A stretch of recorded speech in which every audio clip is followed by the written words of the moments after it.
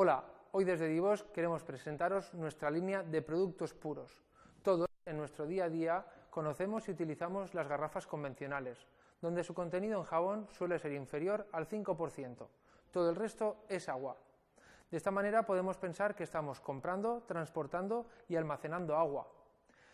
Buscando una solución más sostenible y ecológica, nosotros proponemos deshidratar, quitar todo el agua a la garrafa típica y concentrarla en un envase que nosotros luego podremos poner en un dilutor y obtener el producto final.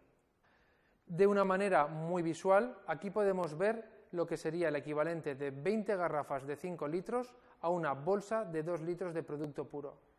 El sistema EasyMix consta de 3 gamas.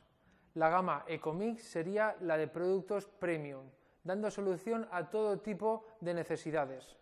La gama NatureSafe, los productos más utilizados con sello Ecolabel, y la gama Extreme con los productos más básicos. ¿Cómo funciona el sistema de productos puros? Solo vamos a necesitar una toma de agua y uno de nuestros técnicos os instalará un dilutor. Gracias a su llave conseguimos un sistema fiable, seguro, que solo pueda ser manipulado por la persona responsable. Una vez abierto el dilutor, ponemos el producto concentrado. Este dilutor puede ser configurado en diferentes concentraciones según la necesidad del cliente.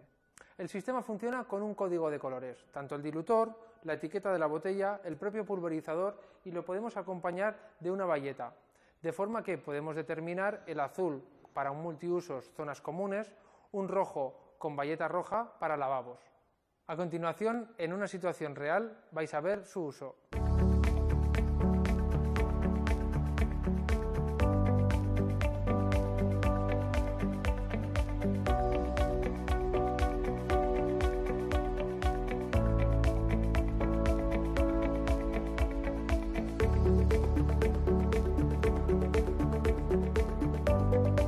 Esta solución la recomendamos para lugares de mucho consumo, bien sea hoteles, residencias, colegios o centros deportivos. Espero que os haya gustado y nos vemos en la próxima.